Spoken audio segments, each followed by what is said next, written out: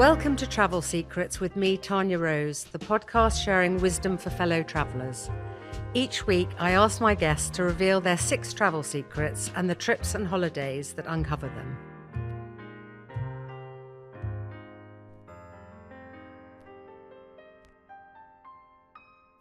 My guests, plural today, are the wonderful culinary duo Lisa Faulkner and John Torode.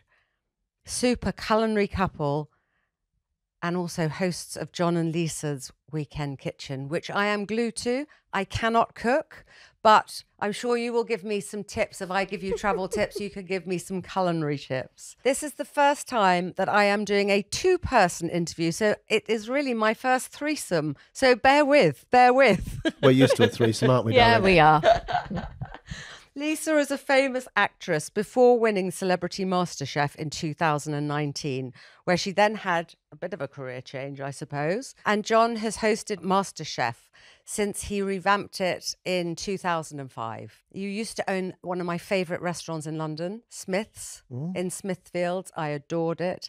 And you write loads and loads of books, you with Greg, and you've got one coming out together, I think, this September, which I cannot wait to read. You are prolific travellers, and John, you hosted your own show in Australia, Malaysia, Korea. Did you do a Korea food tour? So I can't wait to hear all about that. And also, Lisa, you love planning holidays, going to wonderful places, eating fabulous food. So I can see our trip around the world is going to be a culinary delight. So welcome, both of you. It is a joy to see you both. Thank you. Thank you for having us. Oh, I'm so happy. And before we go into the travel secrets, perhaps you could both just tell me a little bit about yourselves and about how travel has impacted who you are today. Well, I'm Lisa Faulkner, actress and cook, married to him. That's me. And I suppose I sort of started traveling very early on in life. At 16, I was a model. So the first place I went to was Paris and then to Japan. And so I literally then went, Mexico, all around the world modeling. From 16? From 16. So my life was like, this was incredible, going to these places that the food was amazing. The culture was so different. So it's always been something that's I'm really passionate about. And don't forget the fact that you actually speak French and you did a French movie in Vietnam when you were 19. Oh, I mean, did. all these little things you do. And there's great stories about Lisa. You got to tell me the story about the roller being picked up in Vietnam. Oh, yeah. Oh, well, I was picked up in a white Rolls Royce with carpet, and I'd never been in a Rolls Royce. And I was like, I can't believe this. Here I am in Vietnam. I was 19. All I could remember was the song 19. No, Yeah, 19. exactly. It was incredible. And I felt like a little princess being picked up in that. Do you speak French because you learnt French, or are you half French? Or No, I learnt French at school and then went over to Paris for work, and I just fell in love with it. I don't speak fluent French. I did at one point in my life. I've lost a lot of it, but I love it. And actually, when you go back to France, after a few glasses of rosé, I'm sure it comes back, doesn't it? It comes back. Especially in a bar. Exactly. And how about you, John? Well, the great thing about my wife is she's very, very humble and understated. I mean, you consider rolling off to Mexico at the age of 16 and being raided, your cars being stripped of all your things, being held at gunpoint, and then doing films in Vietnam. I mean, it's quite amazing, really. I suppose travel for me has been something that came a lot later in life, because as an Australian, what you do is, I was very fortunate. I grew up on a beach. Our back gate literally opened up onto the sand. So we didn't really go on holidays at all. And really my first sort of venture out of Australia was to Bali when I was 21 years old. And Bali was very, very different then. Yeah. But since then, I came over to the UK in 1990. And then fortunately going backwards and forwards to Australia, stopping off in places like Bangkok and Singapore, and then sort of wider range stuff. I just fell in love with it. I just love it. And what I suppose is always the thing for me is that food is so very, very important. And I sort of recognised later in life that I was allergic to dairy as a kid. Oh. So I never really had a sweet tooth. And I loved flavours of food, but could never sort of fulfil that flavour. And Thailand did it for me. I arrived in Thailand and started eating Thai food and realised that that's the food that really floated my boat. But yeah, as you say, then I've done travel series in the Middle East, in Korea, Australia. We've done a series together in Western Australia. We've been pretty fortunate. So I've got to see a lot of the world. And then Masterchef takes me somewhere every single year. Yeah, it's amazing. So last year we went to Singapore, we've been to Turkey, we've been to Thailand, Australia. I mean, it's amazing, unbelievable. And where in Australia are you from? Grew up in Melbourne, but born in Sydney. And that's really it, really, Sydney and Melbourne. But, you know, they are a long way from anything. Yeah, they are. So do you go back to Australia? Yeah, I do. I mean, growing up in Melbourne and living in Sydney, it's a long way from anything, regardless of what you do. I mean, it's a long way. I try and get back once a year. We try and get back as often as we can. I sort of almost tasked my agent with saying, can you get me a job home? Yeah. That'd be really good. Yeah. But and you want your kids to see it as well, so... Yeah, they've been pretty adventurous so far. All of them, haven't Yeah, they're going out there. Your son's been out there he did his final year at uni in Sydney. Really brilliant. He's going back. My daughter's going over, and so is your daughter. Yeah. So, yeah, they're all wanting to go to Australia. Well, do you know what? I've never been to Australia. I am ashamed to say, literally, it's absolutely my number one destination, and my second is New Zealand. And my husband actually wants to go and live in Waiheke Island. I don't know if you know that, in New Zealand, opposite Auckland. But I said to him, lovely, but it's the other side of the world. Yeah, I think it's probably better than living in Waikikimukau, which is actually a place. Is it really? Waikikimukau is actually a place. But I'll tell you what, we did this great travel series in Western Australia. Yeah, I was actually going to say, take the plane to, you know, you can do that, the flight straight to Perth, can't you? Direct. Yeah. Direct flight. Yeah. Western Australia completely surprised me, and I sort of fell in love with it, I think even more than Sydney. Did you? And it just blew me away. It's amazing. So you have to go to Western Australia and then go all around, and then you can go to New Zealand. Yeah, I think Sydney's an incredible place, and it's great because of its iconic opera house, bridge, everything else. But WA, honestly, it was fantastic. Margaret River was cool, the wine growing areas, Bustleton with great restaurants. Then Lisa came home and I went further up and swam with whale sharks, went on to cattle ranches. It was unbelievable. Yeah, it was amazing. So if we go on to the travel secret number one, which is what destination do you think everyone should go once in a lifetime to? Would it be Australia, or have you got somewhere else? I've got somewhere else. What do you got? Well, I mean, I've got lots of different places that I would think once in a lifetime. But I think for me, iconic, the place that, because we watch so many films and we are so Americanized in England, it would be New York. Go to New York is just that moment of being in the city. It's just such an incredible feeling. It's a city that never sleeps. It is. It's a fantastic city. Yeah. I love the craziness of India. Oh, yeah. And Bombay is just, I think, was just unbelievable. Lucky enough to stay in the Taj at the hotel there. Big, beautiful swimming pool, sort of bastion of sanity. You walk out the door and the cacophony of just the craziness. The noise. I love it. And the food and what's going on. And so, you know, if everybody's scared of it, I think it's just a great place to go. What's really funny is both of us actually love going away for silence, but both of us have chosen two of the noisiest places as places you have to go. Well, I suppose that's it, though, isn't it? You're talking about travel rather than just vacation. Yeah. Do you know what I mean? I think they're very different things. Absolutely. You know, and I think everybody these days, a lot of people these days want experiences and they want to do stuff. So, you know, I think that's really important, isn't it? You know, to go and get that noise and a bit of, and then go and slob by a pool. Yeah. Yeah, absolutely. And actually, the noise of India, Charles Dance said this when he was on the podcast. He said when he filmed Jewel in the Crown, it wasn't the crickets and the things that people think it's going to be. It's car horns. It's like beep, beep, beep, beep, beep everywhere you go in India. It's just that noise. And he said it was just marvellous, fantastic. I was fortunate enough to go during mango season into the major mango market where all the mangoes and stuff are done. And it wasn't just the noise outside, which was crazy, and people screaming and you know, yelling at each other to get stuff out of the way, and the noise of the horns, but the smell of these mangoes, I mean, so beautiful. And then people slicing big bits off and shoving them in your face. The sort of warm mango. It's just fantastic, delicious. And when you were in India, did you eat street food? All the time. Did you? And you were fine? Yeah. I mean, listen, I've done Masterchef for 20 years. My stomach is about as ironclad as it gets. Forget India. I could probably go anywhere you like and I'd still be all right. That's true. That's brilliant. And then New York, do you have a favourite hotel in New York, or do you stay with friends?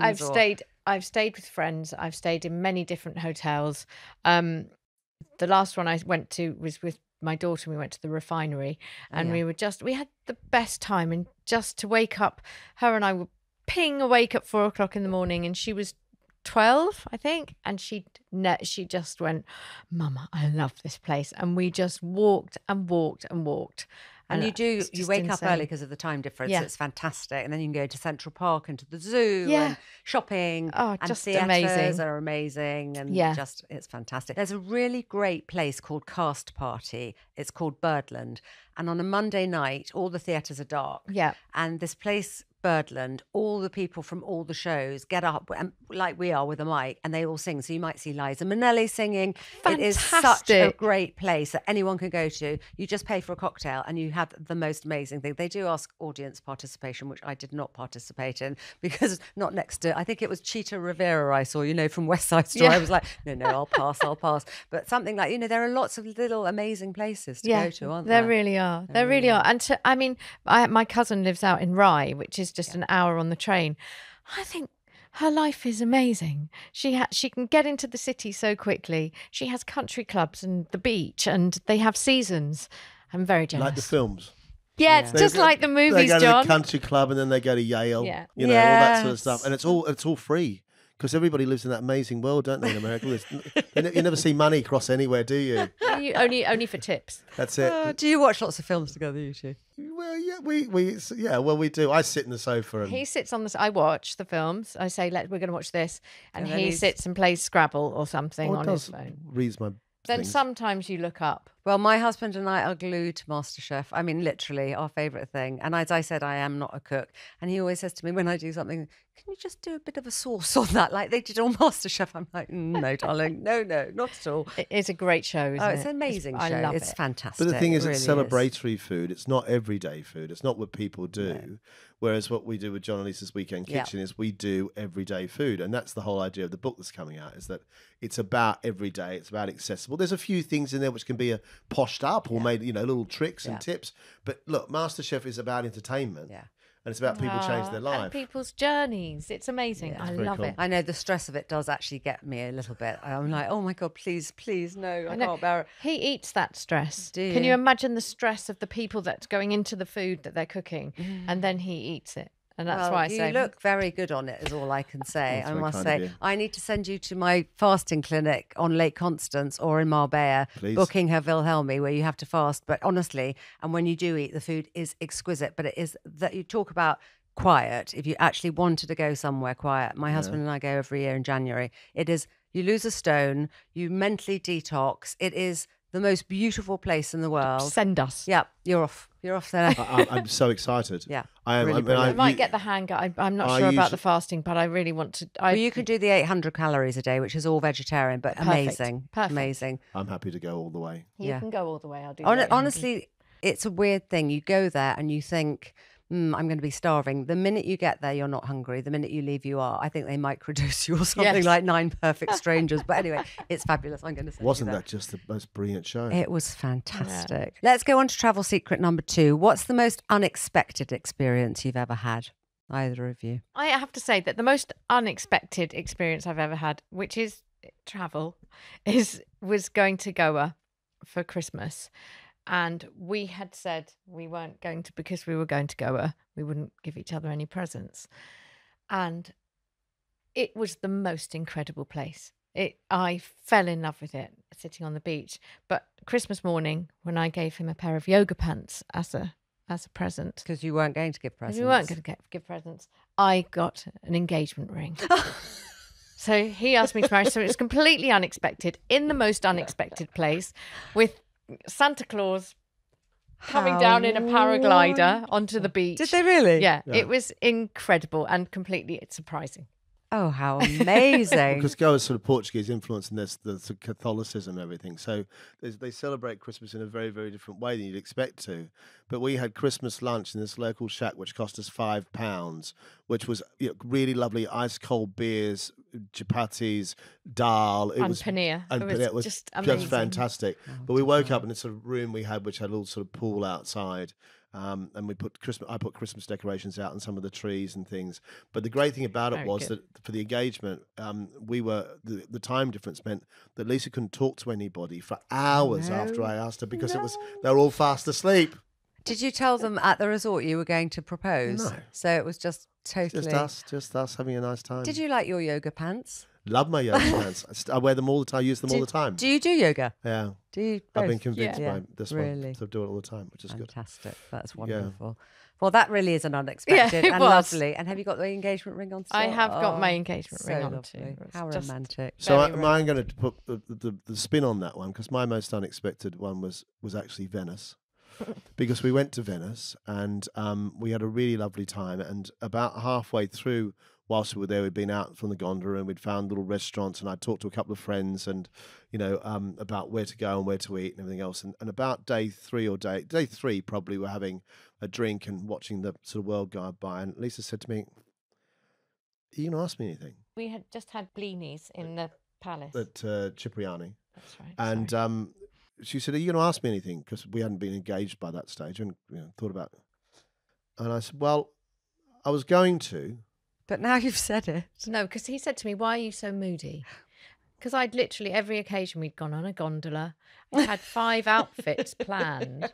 Nothing was happening, and I was thinking, "This is weird." And he said, "What's wrong with you?" And Staying at the Gritty Palace. I Not said, exactly. How wonderful. Yeah. I said, "Well, I'm just a bit miffed because I thought that something might happen." I said, "Well, the thing is, darling, it would have happened, but when I asked your father if it was all right to ask you to marry you, is that all right? If I could see it was right. Your father said to me, 'Why do you want to do that?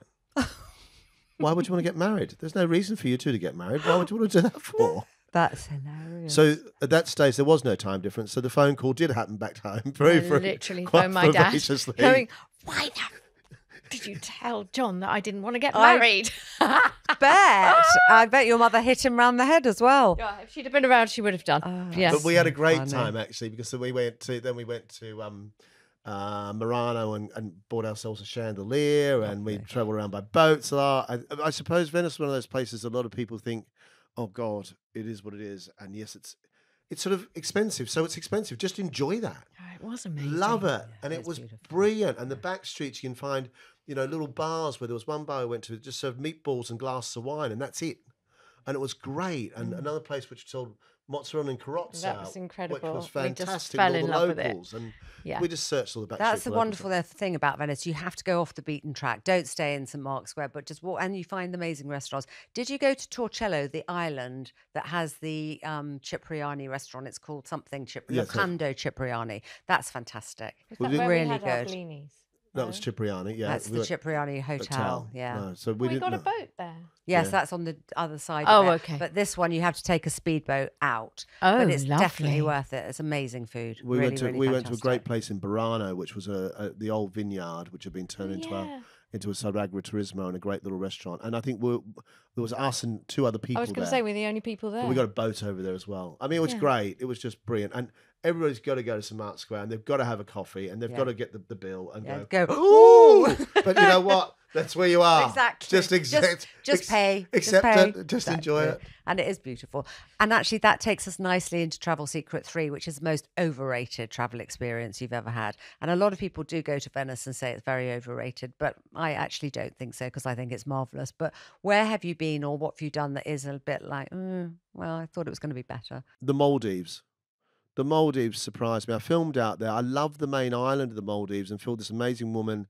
And we made something called masfendia, which was a sort of dried tuna dish with bread that they made then soaked in lime juice. And it was absolutely delicious. I don't know. I found the islands interesting, but I never found it. I didn't find it exciting like other places I've been to in the world. And flying over it was incredible. I Yeah. love that. Yeah, it's very Wonderful. beautiful. Absolutely beautiful. And there's bits in there that were, really, really lovely. But it never never filled my heart with joy as much as I thought it was going to. And what about you, Lisa? I think probably Dubai, in the fact that people had told me, "Oh, you'll love it. It's great. It's hot. It's beautiful," and I just thought, no, this isn't my place. It was so extortionate. Everything I was paying, like, when you're starting to say, I know the thing about St. Mark's Square with the coffee, but I remember thinking, this is a glass of wine and the cheapest glass of wine I can get is £25. Yeah. To me, it was all so bling, Yeah. but man-made, and there was nothing about it apart from the sunshine. Though we did go once and it just poured and everyone said, oh, well, it never rains. And I think, here. well, I've been there a couple of times and it has rained. It just doesn't do it for me. I think there are other places in the Middle East that are a 5-hour flight away where you could still get that winter sun if you want it, like Oman, for example. Yeah, I've heard. And that's got more culture and fantastic resorts.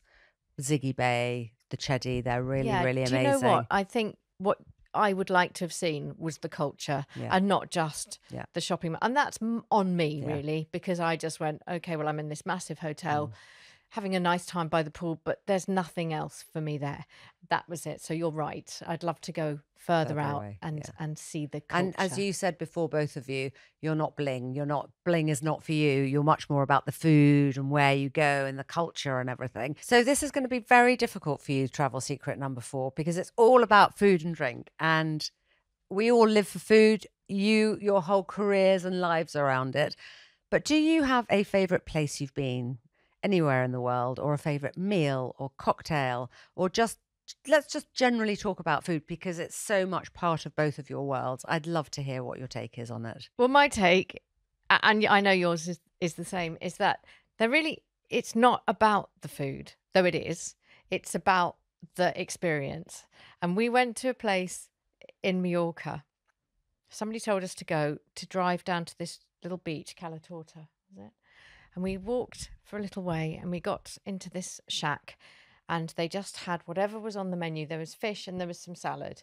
And they got out of a cool box some rosé. But before that, what happened? We turned up to this shack that we'd heard about. We got there and the guy turned around and said, "No, really sorry, not serving you till 12:30. We're feeding the family first." Oh yeah, that's right. Wow. So they were closed till 12:30 to feed the family. And then we had this. I think it was on paper plates, wasn't it? paper plates. No, it was china plates, but it was a plastic cup or some. It was just Something. nothing. Simple. It was so simple, and the sun was shining, and that we were just by the sea, and it was busy, and there was chat, and all locals, and John and I, literally devouring this piece of fish. It was so delicious, and the salad with the tomatoes and the onions, and it was so simple. And really, I know it wasn't probably that food that was incredible. It was the moment. We were so happy. The food was amazing, but do you know what I mean? It was everything. That moment together was like our little moment. I've never even heard of that. I'm going to go there. You can't. It's been closed down. Oh no! Sadly, being closed down because they had no running water, no toilet, Yeah, there was no electricity in the middle of this beach, owned by the family for years. The grandfather was the fisherman. He'd go and bring the fish in, and then the fish that he caught that day were on the blackboard, and they'll literally open up the cool box. You chose your fish. They put it on the grill. Yeah. That's what we ate. Yes. Then Rose was just unbelievable. There is a place, though, if you want to go, a place which is still similar in Mykonos called Gigi or Gigi. Oh, yeah. Interesting. There's 2 places called Gigi that we both like. Yeah. And it's on a strange little beach. There's a little tiny chapel down below. And as you queue up, again, no electricity, only open at lunchtime. It's great. Just do fish and salads. And as you queue up, there's boxes of wine on the fence. And you just help yourself to as much wine as you like while you queue up and wait for your table. Yeah. Oh, that's fantastic. It's honestly... That's in Mykonos. It's in Mykonos. So cool. I think it was Gigi's, wasn't it? It was Gigi's. Yeah. And there's another Gigi's, which is in Portugal, Valle de Lobo. Quinta de Lago. Quinta de Lago. We were talking about We that love just before you Gigi's. arrived. The shack. Oh, the most the shack. amazing And the fish. Yes. And the umbrella's the colour of what you're wearing. Yeah. Beautiful out there. We love that place. And majouage, which are the clams, beautiful whole fish. Only ever used to take cash, so everybody's running across the beach to try and get their cash at the end of the day. Paying your kids off to go and look after the younger kids on the beach. Yeah, I mean, I loved it. Yeah. it's just, Right. I don't know, something about fresh fish and it a is. really delicious salad. I mean, very, honestly, very easy. if they say this is what you're going to eat, you actually know that that's going to be great. Yeah. Because that is what they concentrate on. I had a Fantastic. great, amazing experience in in Italy many, many years ago. We went traveling to look at mozzarella. There was a lovely man called Francesco Moncado di Palermo was his name. And he used to deliver mozzarella to us. Amazing story of his life. But we went down all the way down to Caserta and Aversa, and then we came back via Positano. Went and stayed at the Cipriani hotel. And unbeknownst to us and to him, his best friend from school actually was the person who owned the hotel. It was his grandfather's hotel. So the next day we got up, we sat on the balcony at the top. We watched the fishermen come in with the red mullet. They cooked us red mullet and made a salad on the top of this balcony overlooking the amazing bay, and it was just absolutely, I mean, quite incredible. But I think Lisa and I are saying, piece of plain grilled fish, crisp cold white wine or rosé, a bit of sunshine, a nice bit of company. What's not to like? Absolutely. Is that what your cookbook's going to be? Like simple things It's that really people simple. can do, and where and people and bringing them all together. We're not good with lots of Michelin stars. We're not good with it all. I can't do all the ceremony. I mean, we like nice things, but you know, I can't do it. I find myself getting really tense. No, I remember we went to Egypt, didn't we, once? And we were staying in the Four Seasons. And we were like, okay, well, just to ask the reception, we were just, please, can you tell us, where would you take your family for food? Yeah. We just want to know. And he would not tell. He was just saying, oh, no, you there's this there's a restaurant in the hotel. Yeah, or there's the, oh, God, what's it called? Not Planet Hollywood, but the other one. Hard Rock Cafe. Hard Rock Cafe. And we were like, No, we don't want a burger. I just really want to know where you take your family, because that's what we wanted to eat. It's funny, isn't it, how we blank those things out? I've forgotten all about that. That was one of the most heinous things. We travelled around this place, got a taxi out there, found this square, and really surprised, couldn't find it. Didn't we actually go up some weird dirt road first and find some sort of strange place? We did find somewhere. It was very odd. And then we went there and there was only one other person there and it was almost like a swamp. And it was just weird. Anyway. Not going back to Shamel Sheikh in a hurry. Not in a hurry. The hotel was fantastic. The Four Seasons was absolutely amazing as a hotel. But around the outside of it was just unusual. Yeah, I think you go there, you dive, and then that's it, really, isn't it? Right, yeah. You don't Fall go asleep. for the local food. No. Sadly. So what's your best insider travel secret or tip? Well, John's would probably be something to do with packing or traveling. He has it. He is very good at his packing and traveling, and he always has an outfit that he keeps in his. I mean, he's like Ken.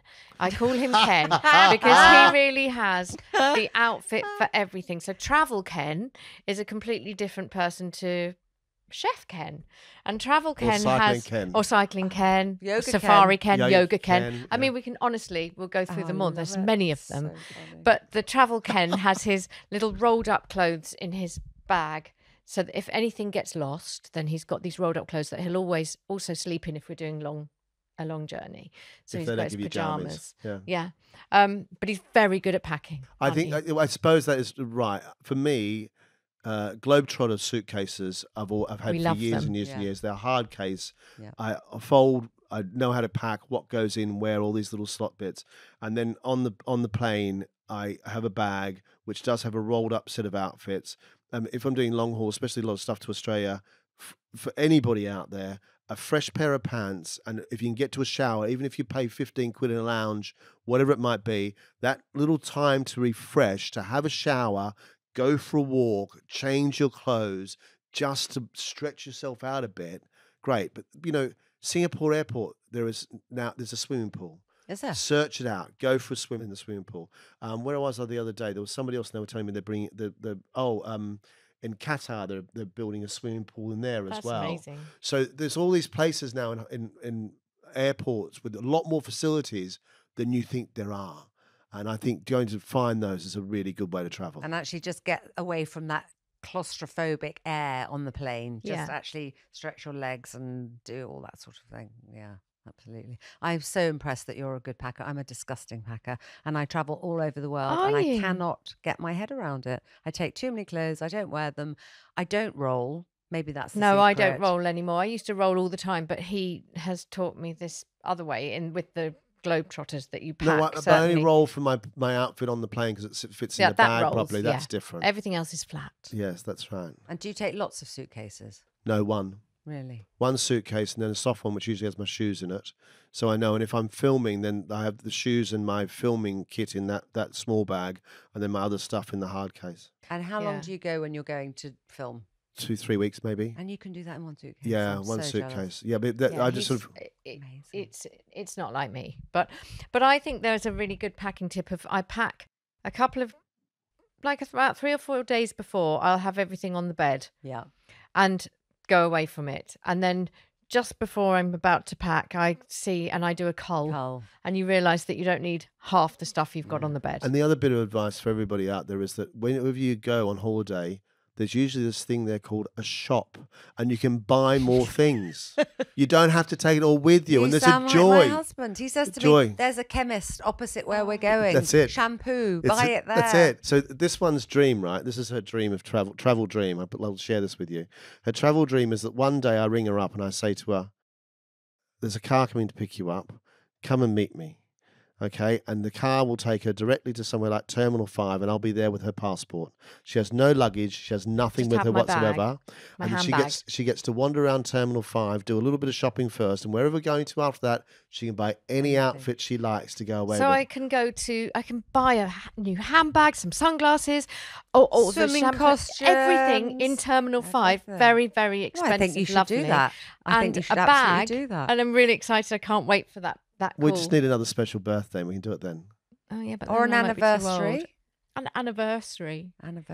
We could do it for your birthday next year. Do you know where you would take her? You can't take it for my birthday. That's my present. That's your treat. Yeah, exactly. That's different. To be the other treat. Yeah, do you know where you would take her? I'm not going to ask you because she'll be listening, but you know that destination you would go to. No, I don't. But I mean, I got to say where we're going to next. I'm really excited about. I'm really excited about it. Where are you going to next? We're going to Sardinia. Oh, we've got a couple of holidays before Sardinia. Yes, but we are going to Sardinia. We've never been. We're so excited. It's so beautiful. And I know where you're going. You're going to Seven Pines in Sardinia. We are. The new resort. And it's great because it's near the Costa, it's on the Costa Smeralda, but it's near the Torchello, which is very bling, talking about Dubai. But you can go and dip in, go and have a cocktail there, but you're away from it. There are some fantastic restaurants around there. The water is so clear. It's turquoise. The beaches are amazing. I stayed many years ago, not in this hotel, but when they were filming the James Bond film, when the car came out of the water, you know, the Lotus. Yes. This is years ago. We were on that beach when they were filming. Wow. It was amazing. And so we were I wasn't on the film, but they wanted people to be around. And we literally saw this Lotus coming out of the car. It was incredible. So you'll have to give us I will give you my Sardinian tips and restaurants and things. Because and I think you've got some from other friends anyway. Well, my son's just been out walking out there and did it sort of on a budget. I think what sounds great about Sardinia is that you've got the places that we're going to is Seven Pines, which is hotel, and sort of sit and slob and you know, by a pool and maybe do a little bit. But my son went walking. Then another friend of mine went through agriturismos, which are all around the island as well.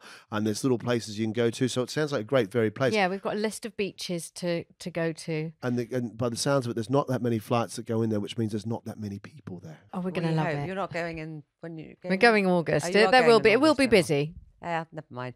When I first went was many, many years ago, 30 years ago, maybe 35 years ago. And they used to have bullet holes in all of the road signs because it was very full of banditos, but it's not anymore. You'll be fine. Do you know, I can't believe I've never been. Yeah, I'm so excited to go. You haven't been either, have you? No.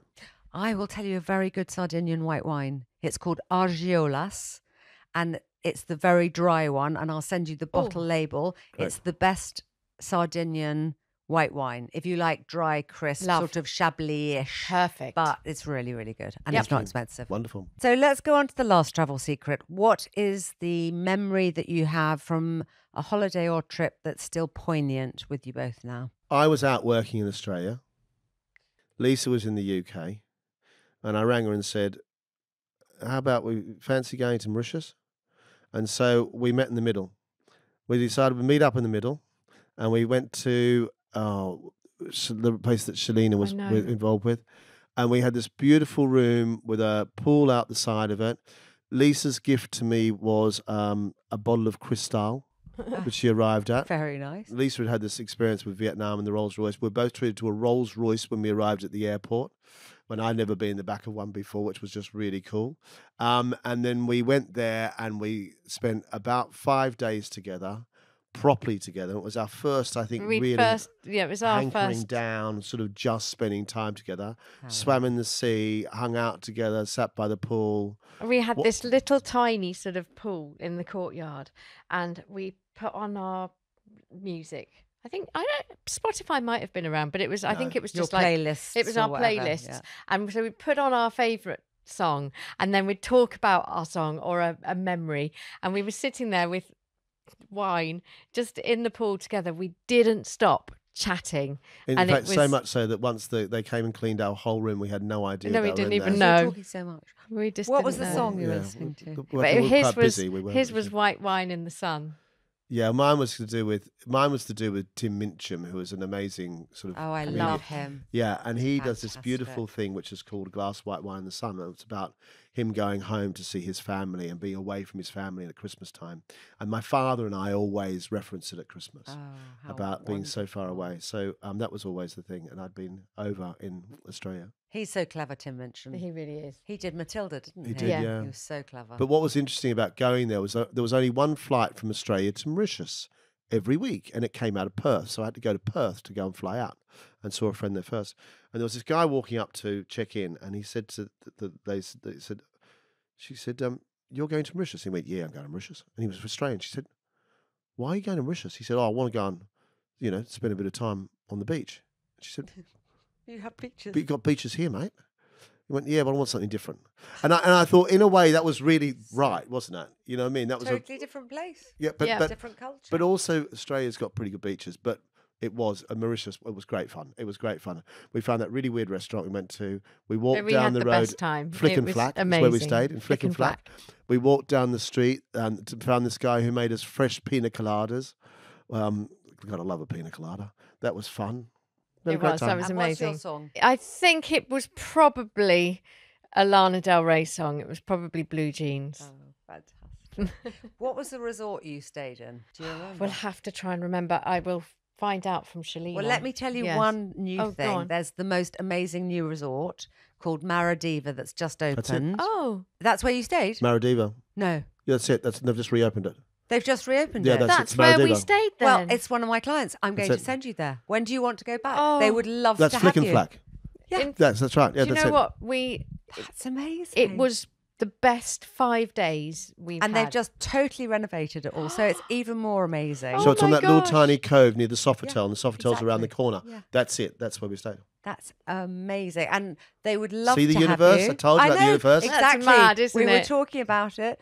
All you would need to do, they would love to have you, is plant a tree. They ask anyone who's a celebrity to plant a Oh. tree because they want to give back. We would love so to you plant must. a tree. We're going to send you back to Maradiva. How romantic! I'm so excited. Oh. So I asked you to bring a photo that sums up travel or just talks about travel and how you feel about it. So can you show us the picture and just tell us what it means to you? So I'll show you the picture. The picture is John and I, Beautiful. and it's a selfie that we took in a little restaurant, and we discovered Majorca about you had been, but a couple of years ago, and we absolutely fell in love with Majorca. There was no people. It was quiet. It was gorgeous, and we got this ferry over to this island, which is Hauser and Worth Oh, have yes, taken yes. over, and there was this beautiful restaurant.